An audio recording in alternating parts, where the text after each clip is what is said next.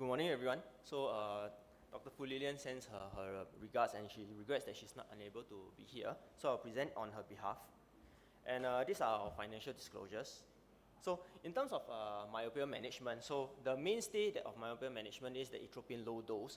As we know, there are many different types of atropine. And for the low dose section, it's mainly the 0.01, 0.025, as well as the 0.05%.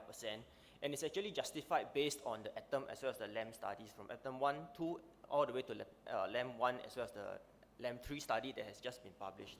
So apart from the well-known efficacy of atropine, this is the LAM 3 study, and it's a 3-year duration with a double-blinded randomization trial. And so what it actually shows is that when we continue with the atropine treatment, overall the 0.05 gives the best result, and that if we were to continue the treatment rather than wash out strictly after 3 years, there is still further benefit. So that brings a slight paradigm change to the thinking of whether we should consider to start tapering the dose a bit earlier, or should we just continue to treat the patient for an even longer time. Right.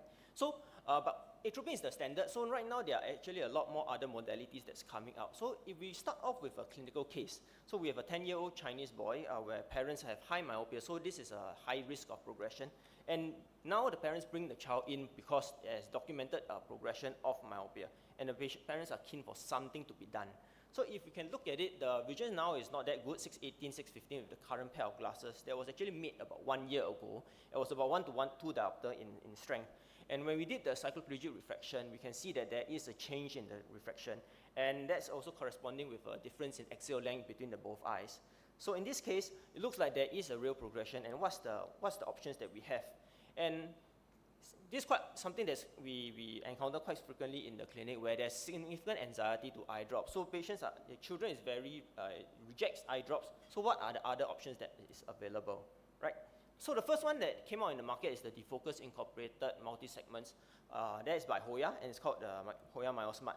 And basically, it has a honeycomb zone arranged in hexagonal regions, especially if we were to differentiate with the other new lens. This is a hexagonal region with the central clear zone. And basically, it helps to defocus the periphery so that it results in a myopic focus and helps to reduce or retard the overall myopia progression. So this is the 2-year double-blinded randomized study, right, that first came out to justify the use of the DIMS technology. As you can see, that there's a significant reduction against the control for both those patients on the DIMS over 24 months. And overall, what they achieved is a 52% slowing of the spherical equivalent progression, as well as 62% slowing of the axial length progression. And overall, in terms of stability, against the control, it was a threefold increase in terms of stability. And a subsequent follow-up with a 3-year follow-up study of the double-blinded. So what happened is that on patients that were on single vision lenses, now they receive the DIMS because it has shown that it's actually pretty significant. And what we can see is that overall, for those already on the DIMS group, they do continue to have a sustained response where the curve is sort of on the same gradient, while those now switching over to the new treatment, they actually also showed that they do respond. Right? So this is beneficial even no matter what stage that you start the patient on. Then next will be the competitor, which came out later. This is the highly aspheric lenslet technology, which is by Essilor and named Stellus. So as you can see, compared to the hexagonal distribution, this is more in a circular distribution throughout. And again, they have a central clear zone, and then they use the highly aspheric lenslet in the periphery to achieve that myopic defocus in the periphery. So again, a 2-year double-blinded randomized control study that came out to justify the use of the HAWK technology. And over here, what we find is that they actually had 3 modalities. One is the single vision, then they have the slightly aspheric, and then the highly aspheric, which is the eventual technology that they used. So it can be shown that the highly aspheric actually had the best response for both the spherical equivalent as well as the axial length. And that's why in terms of head-to-head, they eventually adopted the HAWK technology. And overall, there's a slowing of the spherical progression by 0.8 diopters as well as the axial length by 0.35 diopters, which is about 50% overall. And then again, similar to the DIM study, they went on with a 3-year study such that those who are on non-highly aspheric were then switched on to the highly aspheric treatment for the 3rd year. And as you can see that in the dotted line, there shows that there is a slowing down of the effect, or rather of the overall progression. So even after switching over, there is some benefit that the patient can achieve. So overall, for the patients that went on full 3 years of the HALT technology, there was overall reduction in rate compared to the control of about 50 to 52%. Right? And then this is my good friend Hui Tran, which this study is done for over 19 months in Vietnam. And what happened is that they tried to switch between the HALT lenses as well as the normal single vision lenses, and to see whether there's any difference or not. So the first group is where they had the HALT first, that means the stellus, then normal, then stellus, over 3 stages, each 6 months apart. Then the second group where they started with the single vision lenses first, then carry on with the HALT lenses. And it shows that overall there's no significant difference and there's no significant rebound after you stop. Even though that the graph shows that slight change, but overall it's not statistically significant. So irregardless, patients, if they were to take off the HALT and then they were to start it again, for example, if they damage the glasses, it actually still provides benefit to the children. And so back to our case, now that the child is growing up 2 years later and is keen to participate in active sports, things like soccer, so what are the options that's available? So as we know, contact sports, sometimes they might want something else that is something maybe a bit safer, that might not crack under trauma. So this is mainly called, the options are contact lenses. So the first one will be soft contact lenses, where they work on the concept of peripheral defocus. And the current 2 FDA approved ones are the MySight by Cooper Vision, as well as the Ability One Day by ACUVUE or Johnson & Johnson. And in general, they each have their strength. As you can see, the range for the MySight is slightly greater, but the duration of wear that is required to achieve the effect is slightly lesser for the Johnson & Johnson Ability lens. And subsequently, we have the hard contact lenses. More difficult to wear, as you know, because they're hard contact lenses, so it needs a bit more coaxing and training for the child. And this is the autokeratology lenses. They are worn at night. And usually they have to be changed every 6 months to a year, because they get damaged, contaminated, or cracked. And overall, the stipulated range is about 6 diopters, as well as a cylinder of minus 1.5, beyond which sometimes we can still try, but it might end up being either uncomfortable because too much pressure because of the reverse geometry, or that it might not be sitting well. And overall, they need to have at least 8 hours of wear at night. So those who sleep late and wake up early, it might not be that suitable. So what's MySight? So MySight is the first one that's approved by the FDA in 2019. Right? And then they have these concentric rings that result in the peripheral defocus, so that they can actually achieve that peripheral defocus to retard the progression of the myopia. Right? So it's designed on a dual focus design, as compared to the Ability One Day, which is the newer, slightly newer contact lens. Right now, it's only approved for use in Canada, Hong Kong, and Singapore. So hopefully soon you'll be able to come to India as well. It works slightly different because it has the central, what they call the ring boost technology, where the central part there has a plus 10 diopter design, so that it causes a bit more defocus than the Cooper Vision lens. Of course, this can result in a little bit more blurring of vision, but based on our anecdotal experience, children can tolerate very well. So, as you know, the MySight came out earlier, so they overall have we have a 6-year data that is actually published. So, based on this, what do they see? Right? So, overall, they basically have 2 groups. One is the group of children that had total of 6 years of treatment, and the second group that had no treatment for 3 years, and subsequently then switched over to the MySight and had treatment for the next 3 years. So as we can see, for those who had sustained use for the over 6 years, they did get a very good sustained response of slowing down of the myopia versus the control group. While the control group, once after the 3 years has expired and they switch over to the treatment, and they also had a good response. So overall, the slowing of the axial length growth was 52 millimeters for the group that had total 6 years of treatment, as compared to the other group where they only had 0.19 millimeters of saving, as compared to the extrapolated norm. Right? So overall, depending on what denominator you use, there's overall about 50 to 70% degree of slowing. And then this is the study for the Ability One Day. Right? This is only for 6 months because it's a relatively new lens, and they are coming out with the 1-year data soon. So again, it's a double-blinded randomized study, and this is what it showed.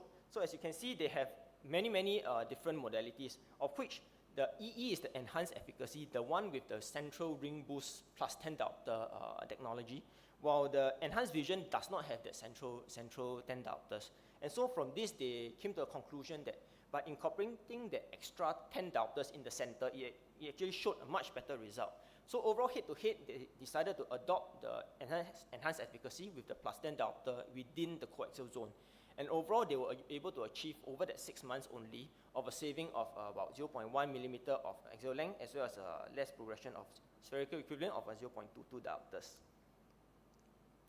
And so, coming to the end, how is our clinical management evolving? So, apart from having new treatment modalities, we have more options to consider. But myopia is not just about treatment or combination treatment. It's also about how we monitor the children as well. So, in clinic in Singapore, we mainly monitor the children using cycloplegic refraction as well as axial length, right? But this is how we do. We're transitioning away, but this is how we used to do it. So it's a very manual process where we actually have to chart it along on the graph so that we can actually have a better visualization of what the numbers actually mean. So while this is good, many a times you can see there's a lot of estimation in terms of each box as well as the separation, and it's very time consuming and difficult to trace back, especially when all these are handwritten notes. And our center has now moved on to the electronic medical records. Right, so this is something that we are gradually shifting to, which is using technology as well as software to digitalize it such that we can then better chart, grade, recall, as well as to compare versus each corrected norm. Right, so what are the options available right now? There are mainly 2 options available. So on the left-hand side is the Oculus Myopia Master, as well as on the right-hand side will be the Topcon Maya system. So basically these systems, they help to collate as well as to aggregate all the data together, including axial length, anterior chamber depth, or keratometry, and the overall cycloplegic refraction, such that they can then give you a better analysis compared based on their own risk ratio profiling, and so that they can compare against the age-corrected norm, such that we can then extrapolate it to what will be the final myopia destination if the patient remains untreated. Right. So finally, back to our child. So over 6 months, the child had 1 diopter of progression, right? What's the reason for that? So there can be many reasons. It can be either a true myopia progression, or it could be due to accommodation, but usually that can be overcome by either a cycloplegic or worst case scenario, atropine refraction. Inaccuracy of refraction, sometimes we can double check it. That's not too difficult. Of course, the last one is compliance to treatment.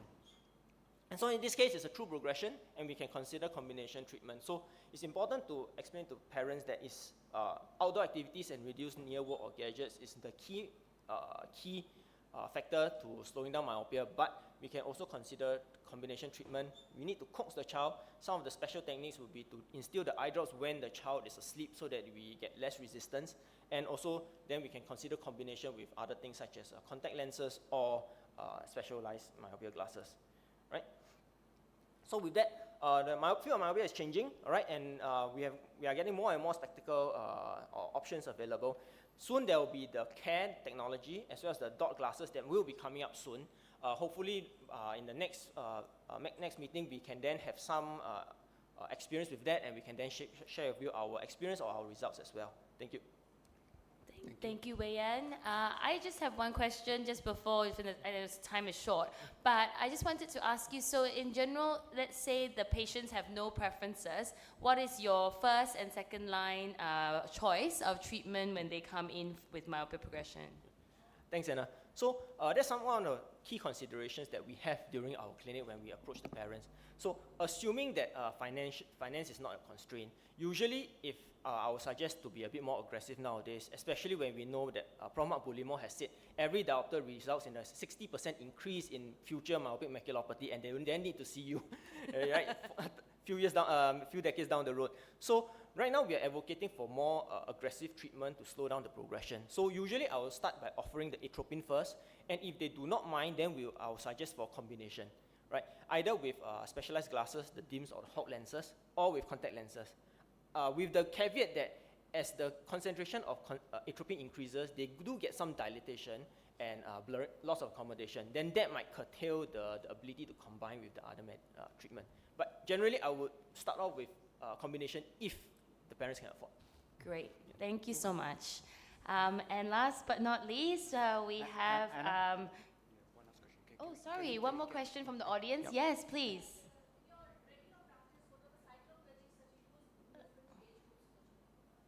Usually we use cyclopentolate, and we combine it with phenylephrine, various concentrations for the children. So, but usually we go with cyclopentolate.